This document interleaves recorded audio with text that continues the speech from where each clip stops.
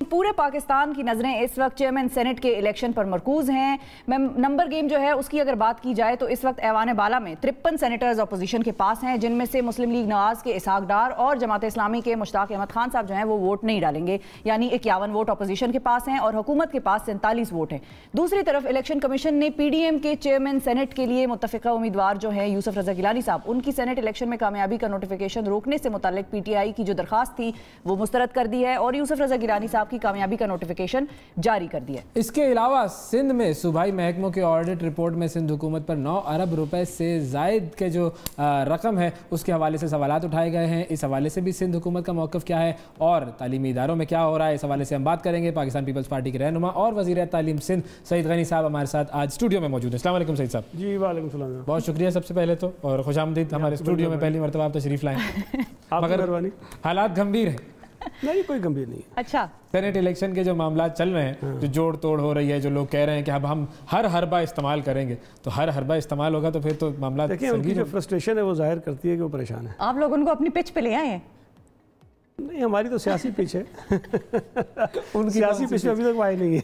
लेकिन वो जो कह रहे हैं हर हरबा इस्तेमाल करेंगे, तो क्या आप लोगों को किसी किस्म का कुछ है कि कई और इस किस्म के हरबे वरबे ना इस्तेमाल हो, जोड़ तोड़ वाले? देखिए, बदकिस्मती से हुए तो है ना, माजी में तो हुए हैं। बिल्कुल। तो अगर आप ट्रैक रिकॉर्ड देखें तो वो कोई अच्छा नहीं है, मतलब काबिल फ़ख्र नहीं है। इस मरतबा भी इम्कानात तो हैं, ये तो पॉसिबल नहीं है जब वो ख़ुद वफाकी वज़ीर ये बैठ के कहें कि ये हमारे उम्मीदवार नहीं है, किसी और के उम्मीदवार हैं और वो खुद इनको जितवाएंगे, तो फिर मेरा ख्याल है कि हमें कुछ कहने की ज़रूरत नहीं है। नहीं, लेकिन यूसुफ रजा गिलानी साहब भी तो कहते रहे हैं कि वो न्यूट्रल हैं। इलेक्शन से कितने दिन पहले कहा था उन्होंने? ये चंद ही दिन पहले कहा था। हाँ, बस उस जब कहा था उसके बाद से काम चेंज हो गया था। तो मतलब ये जीत तो गए ना, गिलानी साहब जीत गए, लगा के डिक्लेयर किया वो न्यूट्रल है। नहीं, देखिए बात ये है कि कोशिशें हो सकती है ना। हाँ, सही है, कोशिशें हुई, लेकिन उसके बावजूद भी गिलानी साहब जीत गए। सही है। तो अब पहले जो है वो जो पार्टियां कोशिश करती रही हैं माजी में, उनका भी यही तौर तरीका था, इन्होंने ओपनली आकर कहना शुरू कर दिया और वो तो मतलब बात बराबर ही है। फिर हम कहाँ जा रहे हैं? फिर ये तो ये माशाल्लाह ये ज़्यादा तरक्की कर गए, ये मतलब स्टैंडर्ड हाई हो जाता है। बाकी वो बेचारे वो कांधों पे होते थे। हाँ। ये इधर से भी इनको हाथ डाला हुआ है, इधर से भी इनको हाथ डाला हुआ है, कमर से भी पकड़ा हुआ है, तो इसलिए खड़े ये सही। तो फर्क है, मतलब मामला जो है वो बढ़ते जा रहे हैं ना, कम नहीं हो रहे। होना ये चाहिए। बदकिस्मती से ये अच्छी रवायात नहीं है, और ये रवायात किसी भी मुल्क के लिए, आपके डेमोक्रेटिक सिस्टम के लिए, इवन पूरे मुल्क में जो खराबियाँ पैदा होती हैं ना, उसकी जो बेसिक रीज़न होते हैं वही होते हैं। बिल्कुल। अगर ये चीज़ें तो कंटिन्यूटीज हो रही है ना, 77 से लेके शुरू हुई और पता नहीं कितनी चली, लेकिन अगर हम बैठ के मुवाजना करें, क्या 77 में हमारा मुल्क बेहतर था कि आज बेहतर था, तो आपको अंदाजा हो जाएगा। बिल्कुल। अगर चीज़ें बेहतर हुई हैं फिर तो बहुत अच्छा हो रहा है। सही है। लेकिन अगर चीज़ें ख़राब हो रही हैं तो फिर मतलब ये चीज़ें। लेकिन आप लोगों ने PTI को सपोर्ट किया था संजरानी साहब के साथ के हवाले से पहले। संजरानी साहब उस वक्त भी PTI के कैंडिडेट नहीं थे। हाँ, उनके थे नहीं। जहाँ तक मुझे याद पड़ता है, हो सकता है कि मैं कुछ चीज़ें भूल गया हूँ, उस वक्त PMLN की गवर्नमेंट थी, PTI और पीपल्स पार्टी दोनों अपोजिशन में थी। पीपल्स पार्टी के नंबर सेनेट में ज़्यादा थे, पीपल्स पार्टी का कैंडिडेट आना चाहिए था, लेकिन चूंकि हम लार्जेस्ट पार्टी तो ज़रूर थे, लेकिन मेजॉरिटी हमारी नहीं थी, तो हमें अपोजिशन के वोटों की ज़रूरत थी। तो पीपल्स पार्टी का जब कैंडिडेट था तो उसके ऊपर शायद PTI को एतराज़ था कि जब इनको वोट नहीं दे सकते। ज़ाहिर है वो जो इशू था कि पीपल्स पार्टी भी चोर और नवाज भी चोर, तो हम नहीं देना चाहते। तो फिर उस वक्त ये था कि कोई ऐसा आदमी हो जो ना पीपल्स पार्टी का हो ना PTI का हो। तो पहले किसी और शख्स का नाम आया, फिर गालिबन आसिफ अली जरदारी साहब ने कहा कि नहीं, संजरानी साहब को कर दें। उस वक्त तक ये नए नए थे, तो उनके नाम पे फिर इत्तफाक हुआ। पीपल्स पार्टी ने भी उनको वोट किया और PTI ने भी उनको वोट किया, फिर डिप्टी चेयरमैन पीपल्स पार्टी के। तो उस वक्त भी संजरानी साहब जो थे वो PTI के कैंडिडेट नहीं थे। अच्छा, अब अगर गिलानी साहब चेयरमैन सेनेट बन जाते हैं तो वो इस सिस्टम में रहकर आपके PDM के पीपल्स पार्टी के लिए एक बड़ी पॉजिटिव सपोर्ट बात होगी। वो इस सिस्टम को कैसे तब्दील कर सकते हैं? उनके पास क्या इख्तियारात होंगे वहाँ बैठकर क्या कर सकते हैं? सिस्टम को तब्दील करने का कुछ नहीं है। देखिए, सिर्फ ये हुकूमत को डेंट पहुँचा सकेंगे किसी तरीके से? डेंट तो ये होगा ना कि मैं समझता हूँ डेंट भी नहीं होना चाहिए। जो इमरान खान साहब का अपना जो एक फ़िलासफ़ी उनकी थी, जो उनकी थ्योरी है कि जी ये ओपन होना चाहिए, ट्रांसपेरेंसी होनी चाहिए, जिसके नंबर ज़्यादा हैं उसका होना चाहिए। ये क्या बात हुई कि नंबर कम है वो जीत जाते हैं? हाँ। वो तो प्रोपोर्शनैलिटी की अच्छा, उसके मुताबिक तो फिर गिलानी साहब को 100% होना चाहिए ना। बिल्कुल सही है। तो फिर कोई डाउट नहीं है। ये कह रहे हैं, ये सब एंकर्स ये बात कर रहे हैं। अब अगर गिलानी साहब किसी वजह से रह जाते हैं, संजरानी साहब जीत जाते हैं, तो फिर इमरान खान साहब फिर नफी करेंगे ज़मीर की वजह से ना, सरकारी ज़मीर की वजह से। और मैं आपको बताऊँ, ये बात हम बार बार कहते थे, जब ये कहते थे ना कि सेनेट का इलेक्शन ट्रांसपेरेंट होना चाहिए, ओपन होना चाहिए, शो फंड होना चाहिए, तो हमने कहा ये ट्रांसपेरेंसी की प्रायोरिटी नहीं है, इनकी नीयत ख़राब है। बेसिकली ये डरे हुए हैं कि इनके लोग इनको वोट नहीं देंगे, इसलिए चाहते हैं कि ट्रांसपेरेंसी हो। अदरवाइज तो ये सबसे ज़्यादा करप्ट पार्टी इनकी PTI है। अगर आप मवाजना करेंगे, मैं मिसालें भी दे दूंगा, पता नहीं कितना वक्त मिसालें सबकी मिल जाएंगी ना, वो सिंध की भी तो अभी हम तो देखें रिपोर्ट की, हम वो तो कहते हैं कि ये चोर हैं, हम चोर हैं, नून चोर है, बाकी से ये फरिश्ते हैं ना, बिल्कुल ये फरिश्ते हैं, ये अपने आप को फरिश्ता कहते हैं। तो जब फरिश्ते सबसे बड़े चोर निकले हैं तो फिर तो एतबार उठ जाएगा ना, एतबार उठ जाएगा। लेकिन अब वो मतलब सिस्टम में कोई चेंज नहीं आ सकेगा, हुकूमत को कोई डेंट नहीं पहुंचा सकेंगे गिलानी साहब। लेकिन डेंट नहीं होता। एक तो चीज़ ध्यान में रखें कि जो हमारे यहाँ सिस्टम में 3 चीज़ें हैं ना, एक आपका लेजिस्लेचर है, वो पार्लियामेंट होती है, कौमी असम्बली है, सेनेट है, एक आपकी एग्जीक्यूटिव है, एक आपकी जुडिशरी है। अच्छा, एग्जीक्यूटिव के पास पावर होते हैं बेसिकली गवर्नमेंट के पास। तो गिलानी साहब अगर बन जाते हैं चेयरमैन सेनेट तो वो गवर्नमेंट नहीं चलाएंगे, उनका अपना। तो वो ऐसा क्या कर देंगे या कर सकते हैं जिससे खौफजदा है तहरीक इंसाफ? तहरीक इंसाफ तो सेनेट की इस्लामाबाद की सीट से भी खौफजदा थी ना, उससे क्या फ़र्क पड़ जाना है अगर गिलानी साहब वहाँ से बन गए। तो बेसिकली ये परेशान लोग हैं, इनको अंदाज़ा है, इनको पता है कि इनकी अपनी ज़ाती कोई हैसियत और वक़्त नहीं है, ये कांधों पे खड़े। अगर वो मैसेज ये चला जाता है कि कोई न्यूट्रल हो गया तो इनके पैर ज़मीनों से पैर निकल, मतलब ज़मीन पैरों से निकल नहीं, लेकिन न्यूट्रलिटी तो नज़र आ गई। वो डस्का में भी इलेक्शन कमीशन का जो फैसला था वो भी न्यूट्रली हो गया, अदरवाइज तो वो ना करते। मैं ये कह रहा हूँ ना कि ये ऐसी चीज़ें हैं जिनको हमें सेलिब्रेट नहीं करना चाहिए, ये चीज़ें रूटीन में होनी चाहिए। इलेक्शन कमीशन को जो फॉरेन फंडिंग केस के फैसले वो फौरी तौर पर कर देने चाहिए। इलेक्शन कमीशन के पास और जो चीज़ें आती हैं फौरी तौर पर कर देनी चाहिए। डस्का इलेक्शन पे जो इलेक्शन कमीशन ने किया वो कोई ऐसी चीज़ नहीं थी जो कोई अनोखी चीज़ उन्होंने कर दी, उनको करना चाहिए था।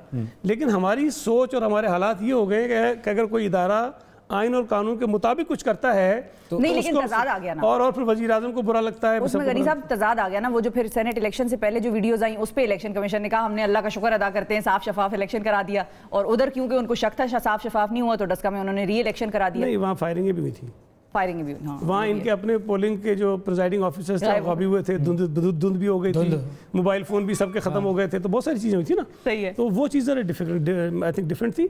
यहाँ पर भी जो वीडियो आई है उन्होंने ये नहीं कहा कि ये मानते नहीं है, उन्होंने कहा ये एविडेंस लेकर आए, एविडेंस भी होगा ना। वीडियो तो पता नहीं किस तरह बन जाती हैं, क्या होता है, फॉरेंसिक करा लें, बहुत सारे करवा लें ना। अब वो 16 आदमी जो कह रहे हैं, मैं पता थे भाई, सबसे बड़ी विटनेस तो वो होंगे ना, वो आके बताएं कि उनको पैसे अगर दिए तो किसने दिए, दबाव अगर डाला तो किसने डाला है। ये तो आज तक कोई नहीं आया ना, ये तो उसके बगैर तो नहीं हो सकता ना। ये तो ना कोई आया है ना कोई आएगा। मुझे तो ऐसा तो नहीं लगता कि कभी कोई आ जाएगा कि हाँ हमने पैसे लिए थे या हमें इसने पैसे दिए। खान साहब ने खुद कहा है, लेकिन वो तो कभी गलत बात करते नहीं ना, कभी किसी पार्टी की तरफ से गलत बात नहीं करते ना। जो नेक शफाफ हमने कुछ नहीं कहा, हमने कुछ नहीं कहा कि जो जमात अपने MNAs को कंटेनर्स में बंद करवा के धमकियां दिलवा के जबरी तौर पर एतमाद का वोट ले ले, वो किस मुंह से कहती है कि जी सही है। सही साहब, अब जो रिपोर्ट आई है, ऑडिट रिपोर्ट है एनुअल डेवलपमेंट प्रोग्राम 2020 टू 21 की सॉरी, उसमें ये लिखा गया है नंबर्स कि आप लोगों की लास्ट 3 ईयर्स में लोएस्ट स्पेंडिंग थी। इसकी क्या वजह है? 289 बिलियन रुपीस एलोकेटेड थे, जिसमें से सिर्फ 90 अरब जो है वो स्पेंड। मैंने खैर ये रिपोर्ट देखी नहीं, लेकिन उसके मुख्तलिफ रीजंस होते हैं। स्पेंडिंग का एक तो सारा डिपेंड करता है कि आपके जो रेवेन्यूज आ रहे हैं वो ठीक आ रहे हैं कि नहीं आ रहे हैं। आमतौर पे जो तासुर ये है कि अगर बजट बुक के अंदर ये लिखा जाए कि जी फ़लाँ स्कीम के लिए लेट से 1 करोड़ रुपये रख दिए गए हैं, तो लोग समझते हैं कि 1 करोड़ कहीं पड़े। ऐसा होता नहीं है। अच्छा, ऐसा होता नहीं है। देखिए, बजट हम बनाते हैं हमारे एस्टिमेट्स पे। फेडरल गवर्नमेंट ये कहती है, फेडरल गवर्नमेंट जो अपना प्लान करती है कि जी FBR ने इतने इस साल कलेक्शन करनी है और हर सूबे का इतना शेयर होगा, एलोकेशन होगी। हमें इस साल उन्होंने कहा कि 835 अरब रुपये हम आपको देंगे। 835 बिलियन प्लस हमारे प्रोविंशियल रेवेन्यूज होते हैं, उनको हम ऐड करते हैं, उसकी बेस में अपना बजट बना देते हैं। अब अगर फेडरल गवर्नमेंट हमें 835 अरब रुपये नहीं देगी, 100 अरब कम देगी, तो हमारे हो गए 735 अरब रुपये। 735 अरब जब आएंगे, या अगर हमारे इवन अपने रेवेन्यूज भी कम हो जाएं, तो वो जो शॉर्टफॉल होता है वो आके इफेक्ट करता है आपकी डेवलपमेंट को। तनख्वाहें आप बंद नहीं कर सकते, और आपके एक्सपेंडिचर नॉन डेवलपमेंट जो होते हैं आप ख़त्म नहीं कर सकते, वो आपको पूरे करने होते हैं। तो जो डेवलपमेंट होती है इफेक्ट करती है, तो फिर वो पैसे ज़ाहिर के खर्च नहीं होते हैं। और दूसरी और चीज़ ये है, हम ये बात कई दफ़ा कह चुके हैं, एक तो नैब की वजह से जो आपकी फाइल्स हैं वो बड़ी स्लोली मूव होती हैं, ऑफिसर्स घबरा गए हैं, ब्यूरोक्रेसी डरते हैं, ऑफिसर्स डरते हैं, और फिर कई जगहों पे अदालती फैसले कुछ आ जाते हैं जिसकी वजह से भी रुकावटें आती हैं। आज भी मेरा ख्याल है कि सिंध का हर सेक्रेटरी अंडर कंटेम्प्ट है, किसी न किसी चीज़ में। ये तो और बहुत सारे होंगे भी, मतलब इस कदर कोई, मतलब हम ये तो नहीं कह सकते कि सारे मामला वहाँ बहुत अच्छे चल रहे हैं माशाल्लाह से, लेकिन चलें वैसे मैं आपको ये कह सकता हूँ कि बाकी सूबों से बेहतर चल रहे हैं। दूसरी मिसाल 9,242 मिलियन रुपए जिसके हवाले से लिखा गया है कि फ्रॉड, एम्बेजलमेंट और मिस अप्रोप्रिएशन ऑफ फंड इस पूरे। नॉर्मली ये जो ऑडिट रिपोर्ट्स आती हैं ना, ये हर डिपार्टमेंट की आती हैं, हर गवर्नमेंट की आती हैं। आमतौर पे ये लफ्ज़ जो लोग लिखते हैं करप्शन, बेसिकली ये करप्शन की नहीं होती, ये बेज़ाब्तगियाँ होती हैं कि एक लेट डाउन प्रोसीजर है कि अगर आपने अखराजात करने हैं तो ये आपने चीज़ें फॉलो करनी है।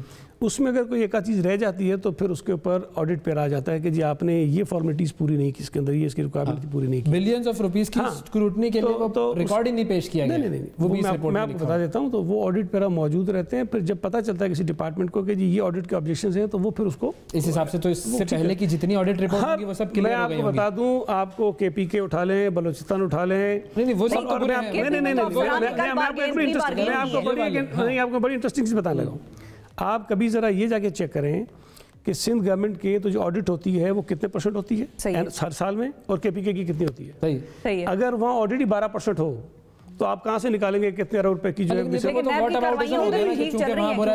ये नहीं कह रहा हूँ, ये मैं कह रहा हूँ ये आपको हर जगह मिलेगा, ये आपको हर जगह मिलेगा, हर इदारे में मिलेगा, इसलिए कि ये फ्लॉज रह जाते हैं, ये होते हैं और ये दुरुस्त नहीं होते। ये करप्शन नहीं होती। बेसिकली करप्शन तो उसके बाद निकलती है कि अगर आपने जो बेज़ाब्तगी हैं वो सारे आपने अपने दुरुस्त कर लिए, जो ऑडिट पैराज थे वो एड्रेस कर लिए, उसके बाद अगर कहीं रह जाता तो फिर वो आ जाती है कि ये पैसे जो है मिसयूज हुए, कहीं गलत इस्तेमाल हो गए।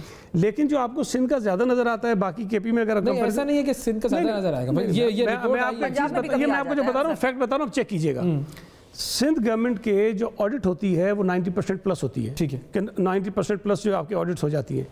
KPK के अंदर ये नहीं हो रहा, वहाँ तो 5%, 10%, 12% ऑडिट हो रही होती है। वहाँ जरा चेक करें ना, क्यों नहीं होती है भाई। अगर आप वहाँ भी ऑडिट कराएंगे ना, शायद हमसे ज़्यादा आपको ये जो बेज़ाब्तगियाँ नजर आएंगी। ठीक है, तो वो होनी तो फिर हम वहाँ देखें और फिर यहाँ ना देखें। नहीं, हर जगह देखें। देखें तो हर जगह ना भाई। आप मेरा मवाजना आप किससे करेंगे मुझे बताइए ना। मवाजना नहीं, हम नहीं, अगर आप मेरा मवाजना करेंगे कि जी हमारी गवर्नमेंट कितनी अच्छी चल रही है तो किससे करेंगे? गुजरात से करेंगे, भारत के सूबे से कंपैरिजन करना पड़ेगा। ठीक भाई, KPK से करेंगे, पंजाब से करेंगे, बलूचिस्तान से करेंगे, इस्लामाबाद की गवर्नमेंट से करेंगे, इसी से करेंगे ना, बाकी किसी तो नहीं करेंगे। तो अगर हम उनके मुकाबले में बेहतर हैं। अच्छा, एक मैं आपको एक चीज़ बताऊँ, आपका टाइम खत्म हो रहा है। फेडरल कैबिनेट में झगड़े, बलूचिस्तान कैबिनेट में झगड़े, KPK की कैबिनेट में झगड़े, पंजाब की कैबिनेट में झगड़े। मुझे सिंध कैबिनेट का एक झगड़ा बताइए। जो कैबिनेट में, कैबिनेट के अंदर लॉबियां होती हैं, ग्रुप्स होते हैं, लड़े होते हैं, वजीर उसको पूरा कह रहा है, उसको कह रहा है। हमारे सुना आपने? सुना है? नहीं सुना है। अगर सुना तो गलत सुना है सर। सुना है लेकिन नाम नहीं लूंगी मैं। नहीं, गलत है ना, तो ये चीज़ है नहीं। ये मामला जो है वो बेहतर। हमारे MPs इस वक्त इस इलेक्शन में हमारे वाहिद MPs थे जो अपने घरों पे थे, मोबाइल फोन खुले हुए थे, अपने मोबाइल फोन खुले हुए थे, घरों पे थे, सबने वोट भी दिए। तसल्ली इत्मीनान से थे। बात है जी, चाहते हैं कौम भी इत्मीनान से रहे और सियासतदान भी इत्मीनान से रहे, और जो जर्नलिज्म वाला जो मीडिया है वो भी इत्मीनान से रहे। बहुत शुक्रिया अदा करेंगे सर, आपका वक्त दिया आपने।